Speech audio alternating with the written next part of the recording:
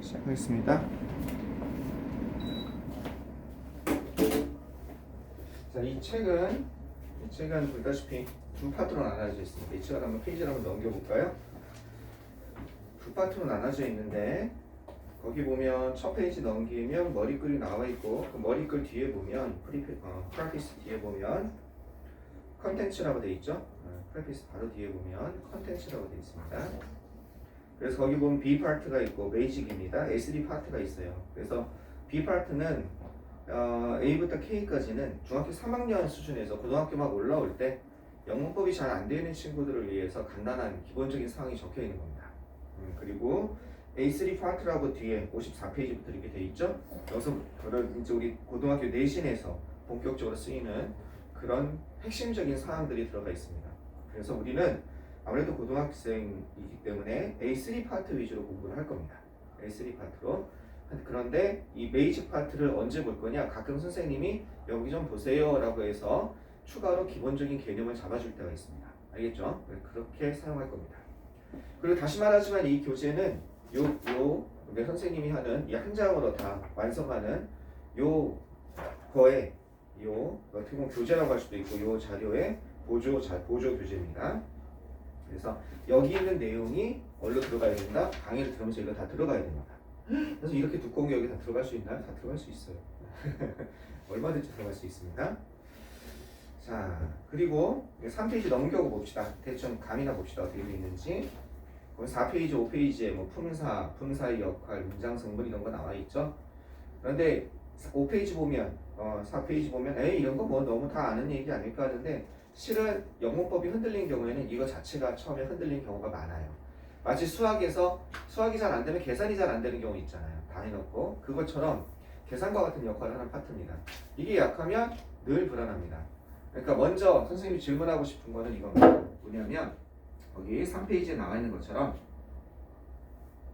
이 품사가 뭐고 도대체 문장 성분이 무슨 역할을 하는지 우리가 어떨 때는 품사, 명사라고 그러고 어떨 때는 주어라고 그러고 일단 그거부터 명확하게 하고 들어가야 됩니다. 아주 간단한 건데 명사란 말과 동사란 말과 주어란 말과 그 다음에 목적어, 보어란 말과 헛갈리는 친구들이 있어요.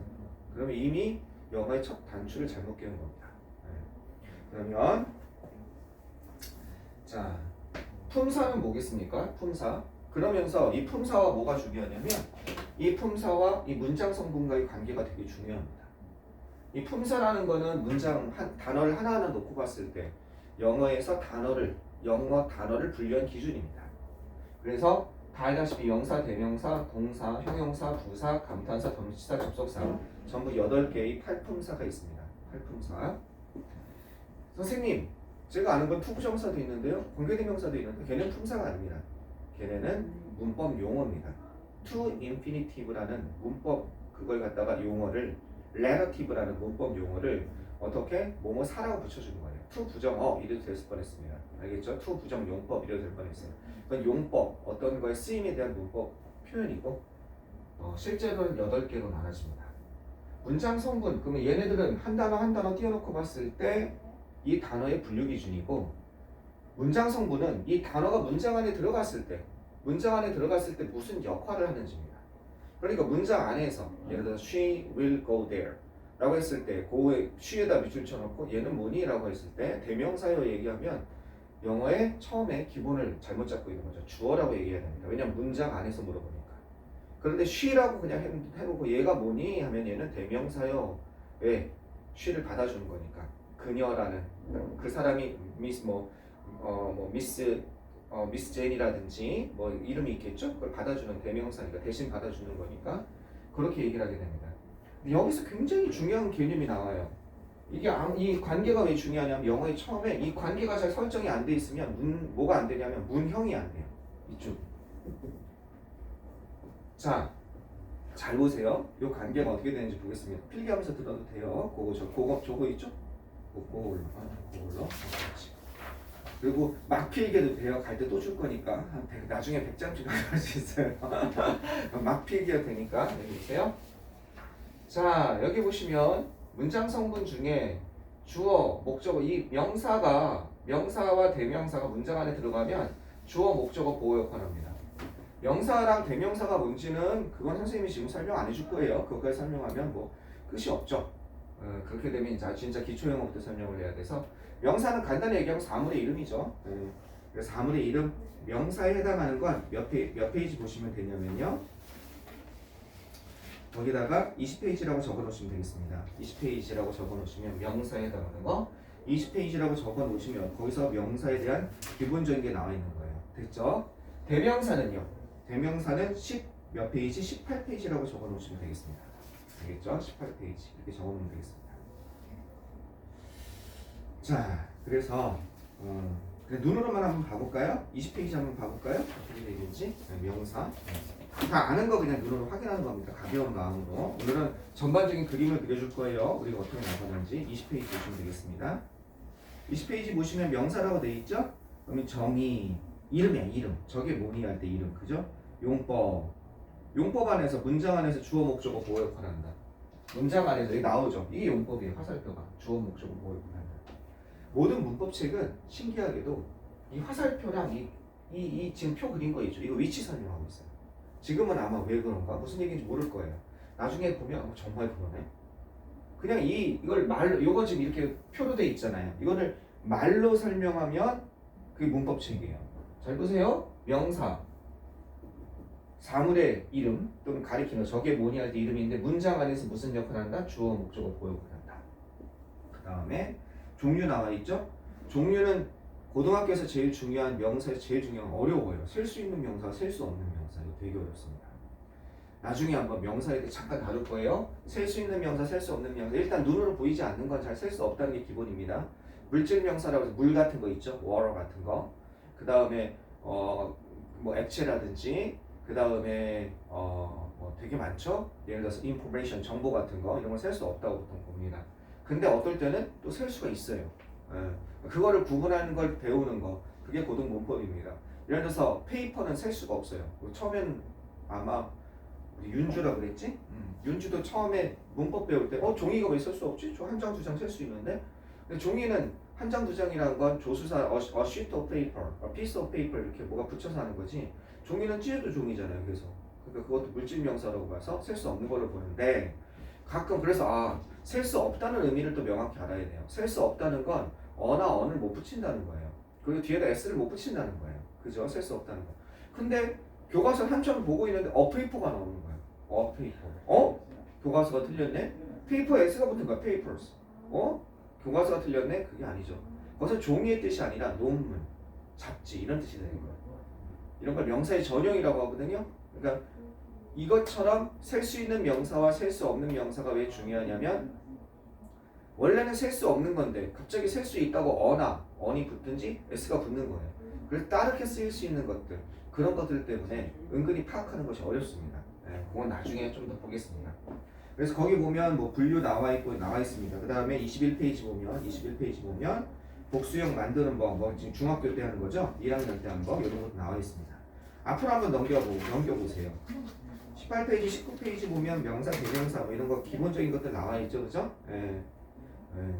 이런 거 나와 있습니다. 나중에 한번 보겠습니다. 그래서 문장 안에서 이런 거 역할을 합니다. 좋아요. 그러면 이제 명사, 대명사 그렇다고 치고 동사는 뭐냐? 우리 동사는 다 알죠. 동작을 나타내는 거죠. 이렇게 쉬운 게 어디 있습니까, 그죠? 동작을 나타내는 거. 근데 동사는 착하긴 한데 동사는 발톱을 숨기고 있긴 해요. 일단 착해요. 동사는 뭐 딴 걸로 움직이지 않고 자기끼리 동사끼리 연결이 됩니다. 근데 동사는 변화한다는 게 문제죠, 그죠? 동사는 왜 변화합니까? 먼저 인칭에 따라 변하죠, 그죠? 인칭에 따라 3인칭 단수라는 개념을 알아야 돼요. 3인칭 단수 은근히 몰라요. 내가 알고 있기로 고등학교 1학년 중에 3분의 1은 3인칭 단수가 헛갈린 친구들 많아요. 선생님 맨날 느끼잖아요. 3인칭 단수 친구들도 있을 거예요. 웃으면 안 돼요. 꽤 많아요. 3인칭 단수에 예를 들어서 복수 그 책상들은 the desks 우리들 거다 했을 때 belong to를 쓰잖아요. 뭐뭐에 속하다 할 때. 그럼 the desks belong to me, belong to us 했을 때 선생님 여기다가 왜 S 안 붙여요? belong에다 명사에다 S 붙이는 거랑 동사에 S 붙이는 거랑 개념이 안 잡힌 친구들이 3분의 1입니다. 놀랍죠? 놀랍죠? 실제로 그래요. 티를 안 내고 있는 거예요. 애들이 가만히 나한테 난 알아 이러면서 티를 안 내고 있는 거예요. 은근히 많아요. 그 다음에 어쨌든 3인칭 간수 개념에 들어가고 인칭에 따라 변해요. 시가 또 어려운 게 뭐에 따라 변해요? 시간에 따라 변하죠. 이런 거 시제가 또 만만치가 않아요. 그죠? 나중에 시제하겠지만 그럼 몇 페이지라고 적어 놓냐면요. 거의 동사에다가 몇 페이지라고 적어 놓냐면 아이고 출력이 왜 이렇게 됐니? 14페이지 14페이지랑 16페이지 이렇게 보시면 되겠습니다. 14, 16 아시겠죠? 14, 16 거기 보면 14, 15, 16, 17 보면 동사 변화가 나와 있습니다. 한번 봐보세요. 나중에 이거 몇 건 오라고 숙제할 거예요. 14페이지 이거 못해요. 이거 다 맞은 사람 한 명도 못 봤어요. 선생님 여기서 몇 년 못 하는데 자기 영어 잘해요 이래놓고 두세 개씩 틀리고 아 무슨 동사 변화해요 이래놓고 이해하시겠죠? 네. 동사는 변화를 하게 됩니다. 그 다음에 형용사라는 거는 문장 안에서 뭘 꾸며줍니까? 문장 안에서 한 역할이 되게 중요해요. 이제 형용사 여기까지는 별로 어렵지 않은데 형용사부터 걸리기 시작해요. 자, 형용사는 우리 책으로 몇 페이지냐면요. 우리 책 한번 잠깐 봐볼까요? 몇 페이지냐면 24쪽입니다. 24라고 적어주시면 되겠습니다. 여기다 24. 기본입니다. 뒤에 또 있어요. 뒤에 또 있는데 일단 기본 페이지만 적는 겁니다. 형용사 뭐가 나와 있습니까? 정의 나와 있죠. 모양, 색깔, 크기, 예쁜이라든지 친절함이라든지 그죠? 그런 걸 얘기하는 건데 근데 용법은 어떻게 된다? 이 용법은 뭘 가리키는 거다? 문장 안에서 갑자기 보호 역할을 해요 얘가. 그러니까 보호를 모르면 영어가 안 되는 거예요. 명사, 대명사도 보호를 한대잖아요. 형용사도 보호를 한대잖아요. 기본이잖아요.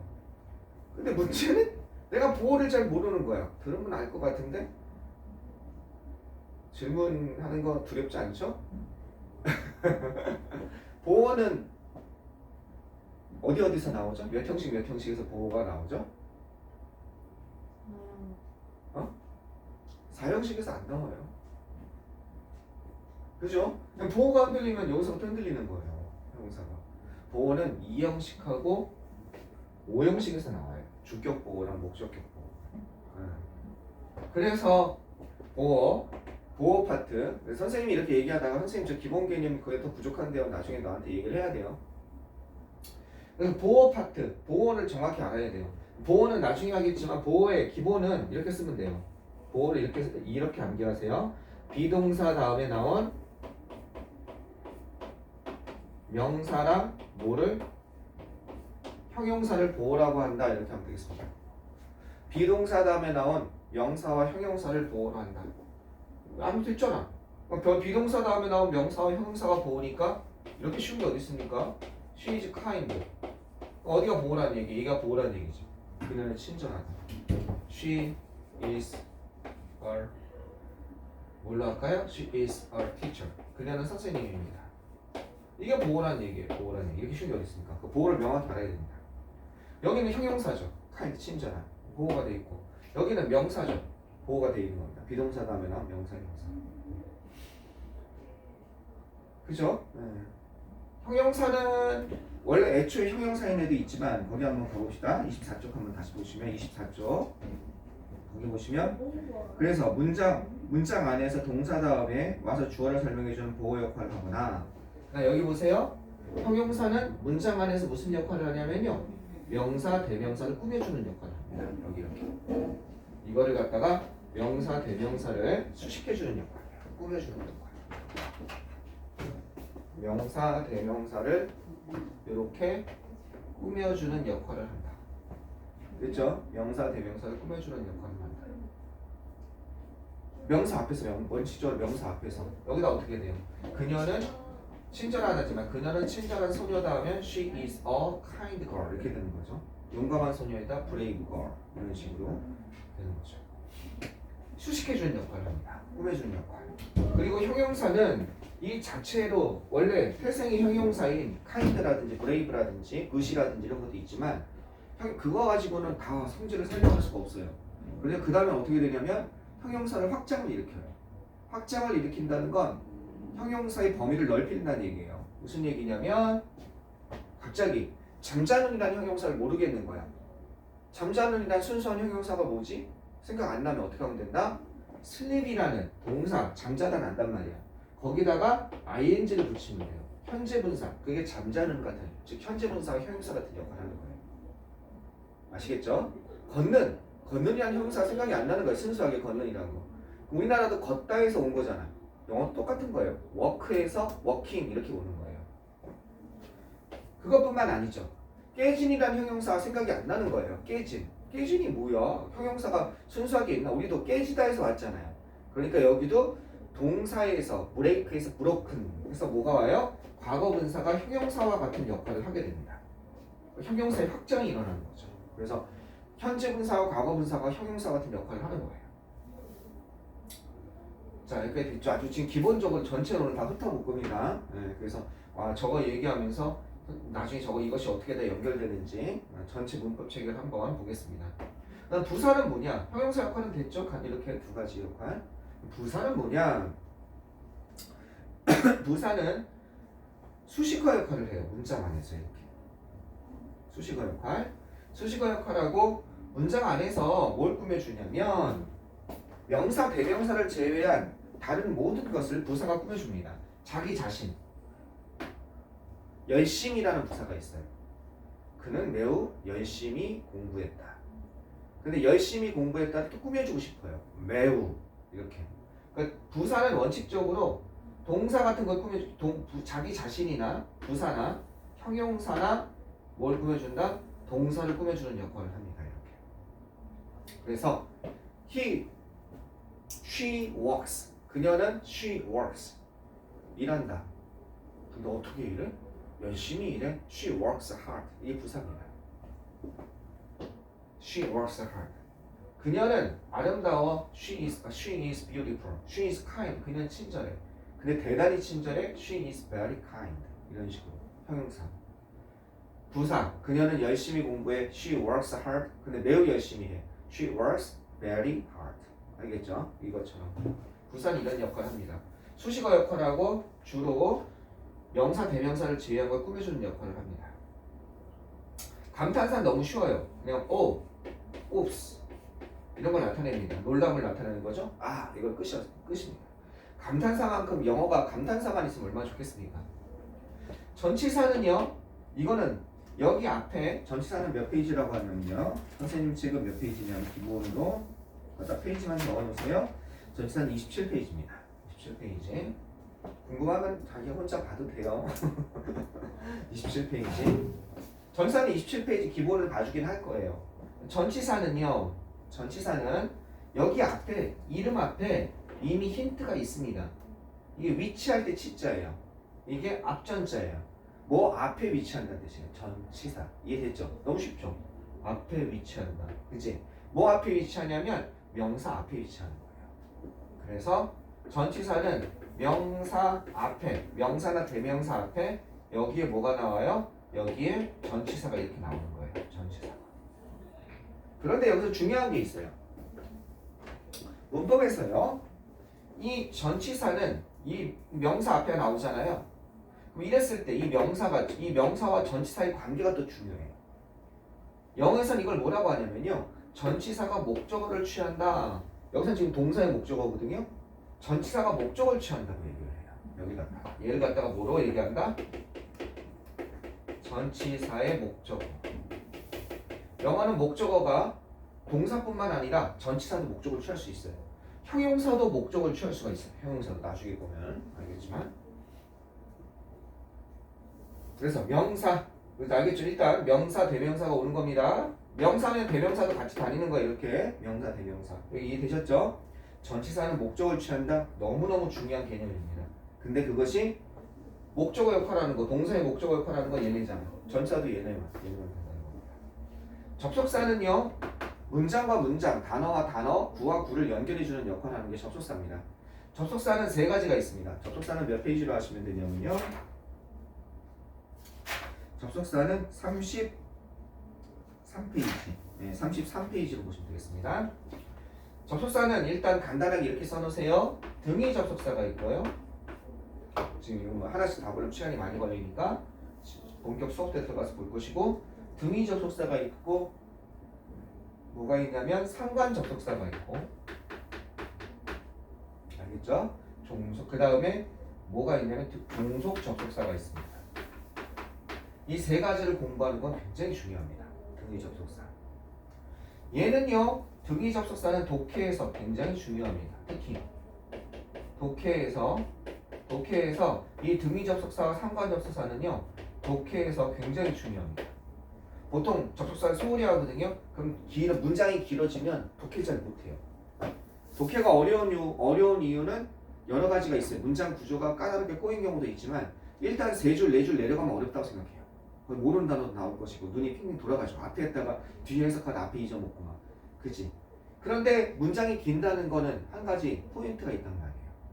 그 포인트가 뭐냐면 접속사예요. 접속사로 연결돼 있으니까 문장이 길 거 아니에요. 그 포인트를 딱 잡은 다음에 이래서 이렇게 대등하게 연결해버리면 이렇게 해서 상과 이렇게 서로 연결돼 있거라고 연결해버리면 독해가 확 돼버려요. 자, 이거는 나중에 한번 다시 보겠습니다. 이거에 대해서는요. 자, 이렇게 대부분 이렇게 품사에 대해서 간단히 이렇게 연결이 어떻게 되는지 봤습니다. 자, 그러면 이게 문장 안에서 주어 역할 한다 라고 얘기를 했습니다. 그럼 주어 역할 한다고 했을 때 문장에서 주어 역할 한다고 했을 때 주어가 뭐냐? 모르는 사람 없죠. 구문법도 했는데, 그죠? 그 문장의 핵심 주체가 되는 말이죠. 근데 막상 주어 찾는 게 어려울 때가 있습니다. 에이, 선생님 주어 찾는 게 어려우면 영어 그만해야죠. 그러면 우리나라 모든 고등학생들이 다 그만해야 됩니다. 도치가 돼서 어려운 게 아니라 우리 수능에서 어법 문제가 몇 문제 나오는지 알아요? 수능에서 모의고사죠. 수능에서 어법 문제는 한 문제 나와요. 그럼 그 틀리면 되잖아요. 틀리면 그냥 요즘엔 또 3점짜리가 아니라 2점짜리 98 하나 틀려도 98이에요. 문제 없어요. 근데 좀 찝찝하거든요. 맞출 수 있는 건데. 수능 어법은 이런 어법이랑 좀 달라요. 맨날 나오는 것만 반복돼서 나와요. 그래서 나중에 수능 문법 강의는 선생님한테 내가 수능 어법 강의라고 내가 특강이라고 할 때가 있어요. 그때는 강의를 들어보면 완전히 문법 강의랑 달라요. 네. 어쨌든 그건 나중에 볼 별로로 하고, 수능에서 한 문제 나오는데 물어보는 단어가 5개 물어보는 거예요. 한 문제 안에서. 다음 중 어법상 틀린 것은 이렇게 되니까.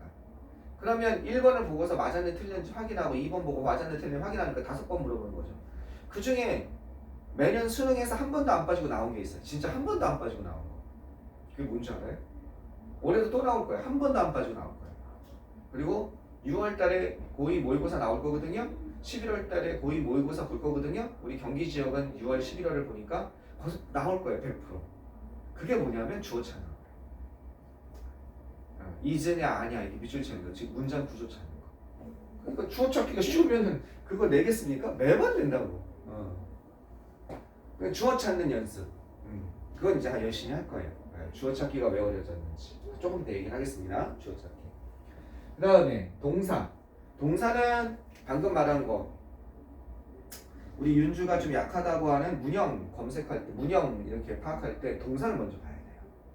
실은 이 동사는 화살표도 없잖아. 자기들끼리만 연결돼 있잖아. 얼마나 착해 보여. 야, 동사는 정말 매력적인 놈이구나.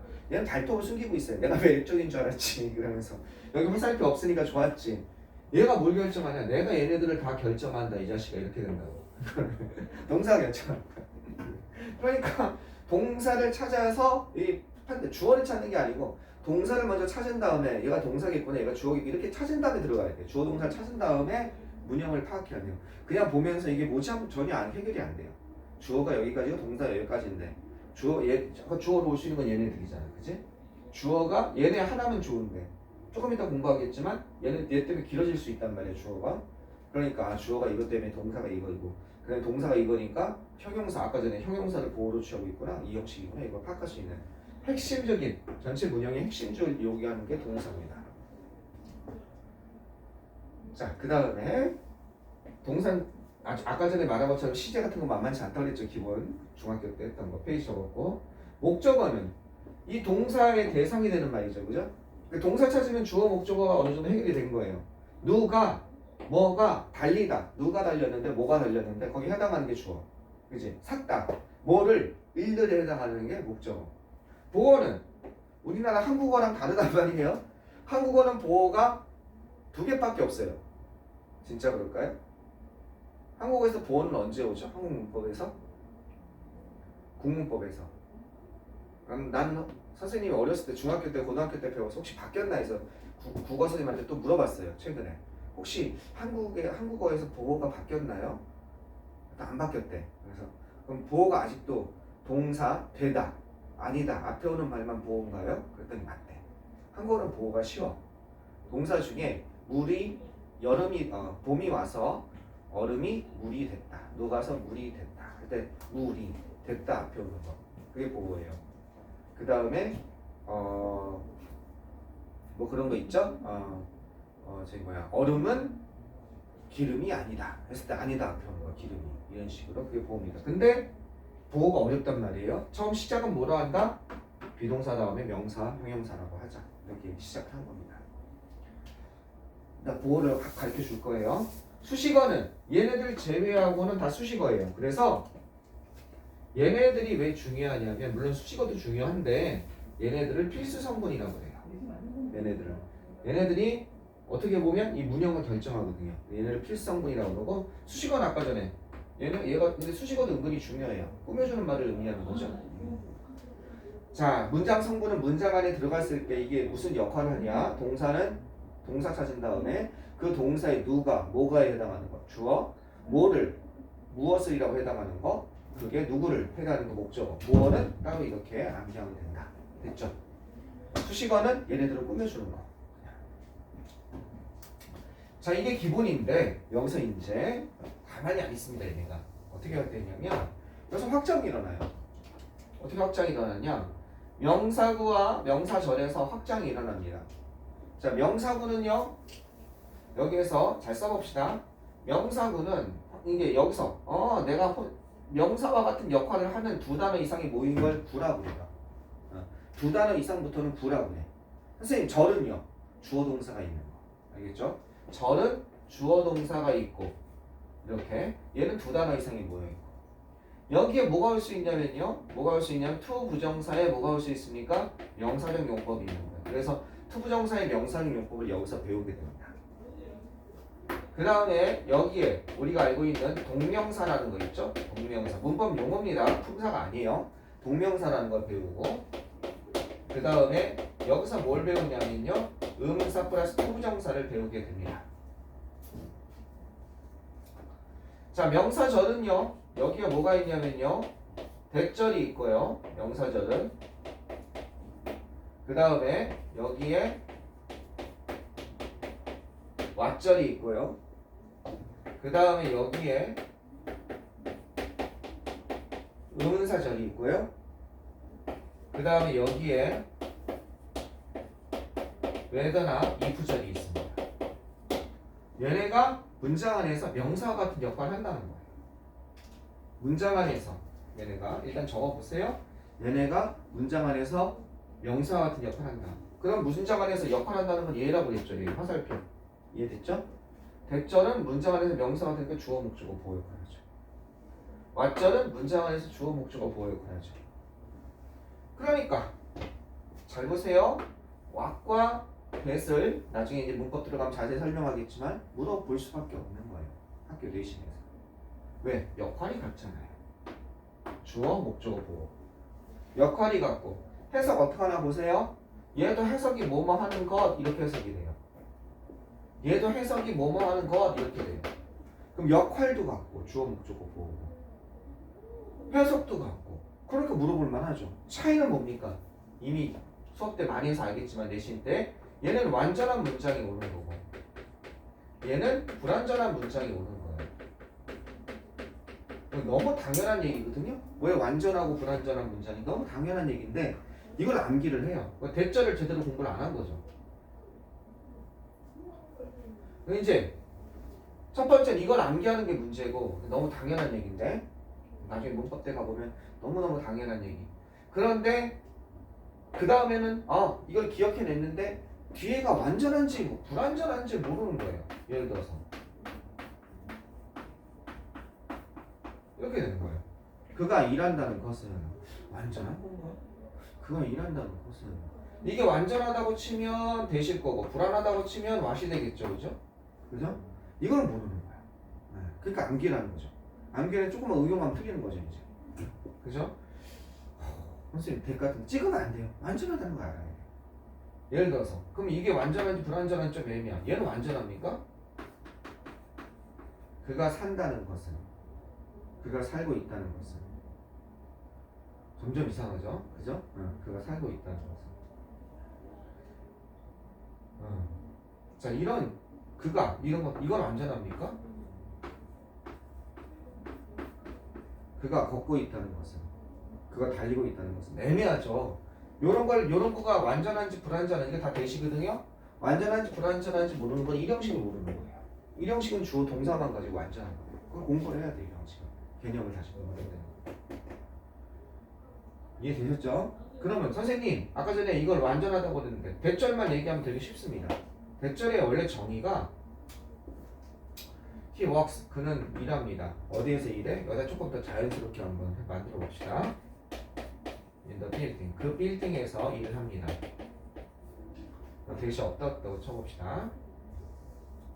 그러면 그는 일합니다. 그 빌딩에서 마침표 대문자로 쓰고, 그러면 이거 완벽한 문장이 맞죠, 그죠? 그는 그 빌딩에서 일을 합니다.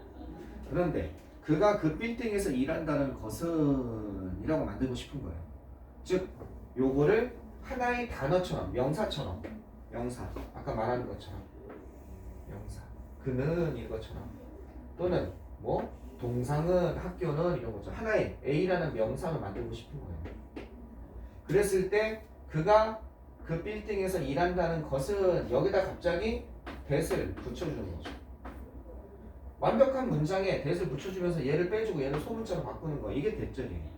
뭐 하기 위해서? 문장을 하나의 명사처럼, 뭐뭐 한다는 것은 하나의 단어처럼 만드는 위해서. 그래서 문장 안에서 주어, 목적어, 보어 역할을 하기 위해서.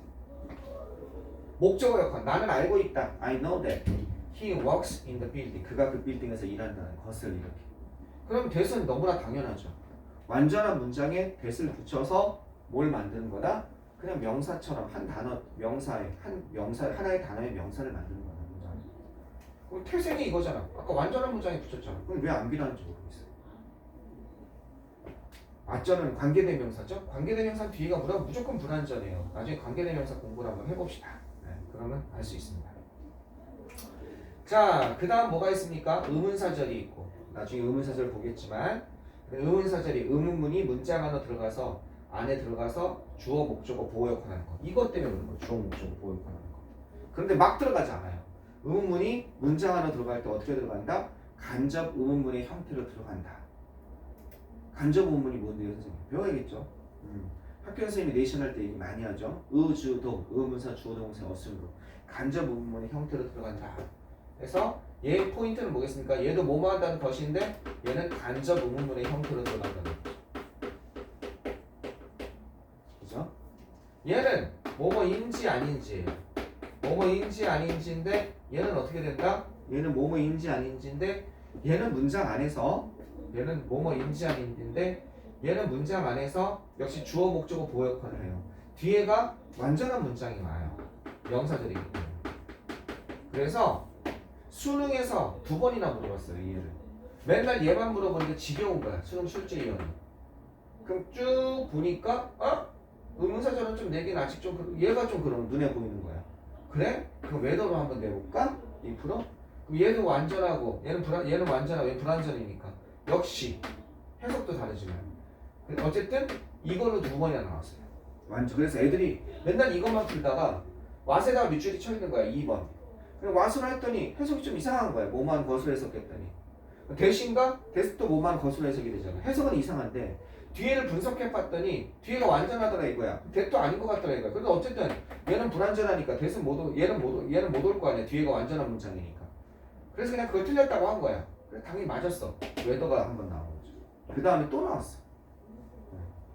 그러니까 지금 선생님이 하고 싶은 얘기는 뭐냐면 왜 이걸 물어보냐 이거야. 같은 명사절에 있으니까 물어본다는 거지. 아까 전에 주어 찾기 어렵다고 그랬죠. 주어가 한 단어면 아무리 주어가 긴 단어여도 예를 들어서 뭡니까? 그 인류학자 안트로폴로지스트 이런 거거든요. 그래봤자 한 단어니까 이거 문제가 안 돼요. 주어 찾기가 왜 그러냐면 주어가 여기까지 가서 주어가 길어지니까. 주어가 길어지는 원인 중에 하나죠. 얘네는 주어가 길어지는 원인. 그래서 얘네가 왜 주어가 길어지냐?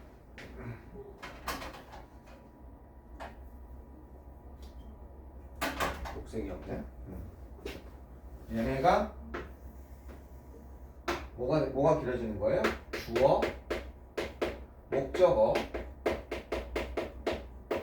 도어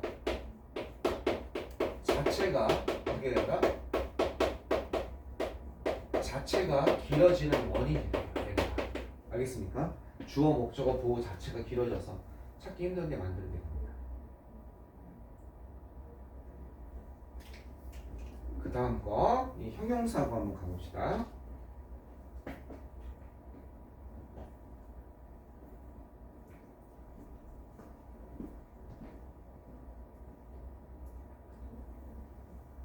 사치가 긴 거예요.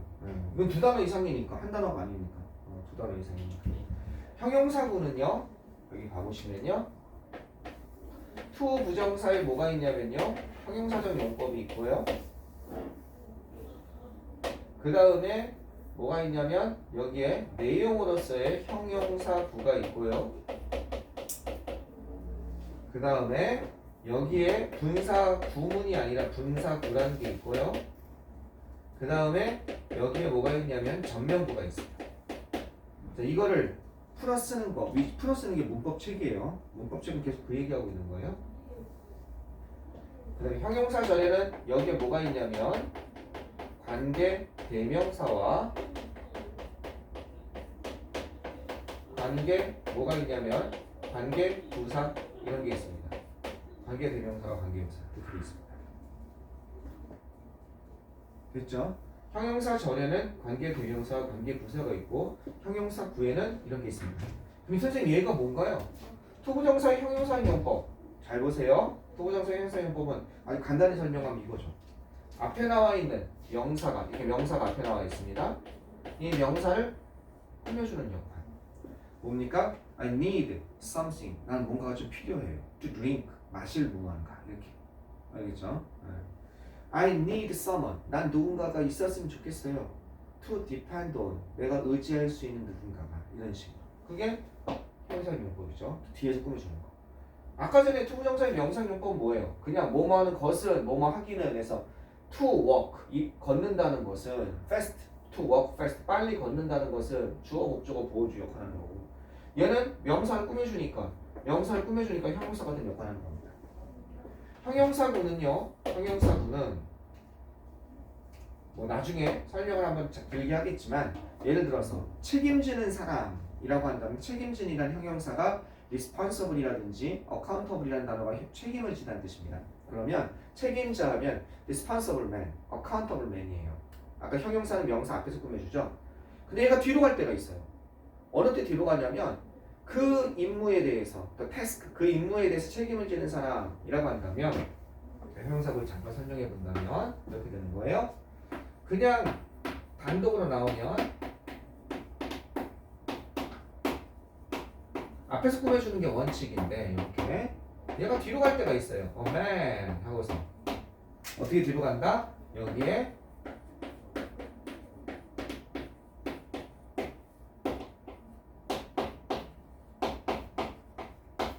이렇게 뭐가 달라붙으면 이렇게 for the task 이런 게 달라붙으면 이 형용사가 통째로 그 임무에 책임지는 사람에서 뒤로 가버려요. 이렇게 이거를 두 단어 이상이 모였죠. 형용사 구라고 하는 겁니다. 한 단어가 있을 때는 어떻게 된다? 그냥 앞에서 꾸며주지만 뭐가 그 임무에 대해 책임지는 사람 예를 들어서 유용한 도구라고 합시다. 유용한이라는 단어는 useful이라는 단어가 있죠. 그러면 useful 툴이 도구니까 그런데 그 어떤 것? 그 문제 또는 그것에 그 상황에서 유용한 도구라고 한다면 the tool useful이 뒤로 가는 거예요. useful in the circumstance 그 상황에서 in the circumstance라는 단어 in the situation이라는 단어 그 뒤로 이게 붙으니까 하나에 한 두 단어 이상이 모였죠? 형용사 구 이게 두 단어 이상이 모였습니다. 형용사로 이루어진 두 단어 이상이 모인 구 이렇게 되는 거예요. 이렇게 되면 명사 뒤로 가고 같은 같은 맥락에서 되게 중요한 분사구에 대해서 좀 설명을 한번 해보겠습니다. 얘 분사구는 어떻게 되냐? 분사구 여기서 설명할게요. 잘 보세요. 물론 이거는 뭐 간단히 책에도 나와 있지만요. 이것도 뭐 늘 빠지지 않고 나오는 거예요. 수능이랑 어디에서? 수능이랑 내신에서 맨날 나와요. 네, 선생님 맨날 나오나요? 맨날 나와요. 예를 들어서 잠자는 사람 하면요, 잠자는 소녀 하면요, 슬리핑, 아까 전에 ing가 형용사 같은 역할 한다고 했죠? 잠자는 하면 슬리핑 보이란 말이에요. 잠자는 소녀 됐습니까? 이게 잠자는 소년인데 여기 어떻게 바뀌어요? 얘가 단독으로 나오면 형용사처럼 앞에서 꾸며주는 게 원칙인데 똑같다니까? boy 그 방에서 잠자는 소년 하면요, 여기에 슬리핑이 뒤로 갑니다. 그 다음에 어떻게 돼요? 이렇게 뭐가 뒤로 가요? 이 수식어가 뒤에 이렇게 붙는 거죠. 이렇게. 그래서 그 방에서 잠자는 소년 이렇게 되는 겁니다. 방에서 잠자는 소년. 아시겠습니까? 방에서 잠자는 소년 이렇게. 원래는 앞에 와야 되는데 어떻게? 이렇게 뒤에서 꾸며주고 있죠. 이게 뭐예요? 분사구예요. 현재 분사구. 하나 더 해볼까요? 그 편지라고 합시다. 쓰여진 편지, 글로 쓰여진 편지 하면요,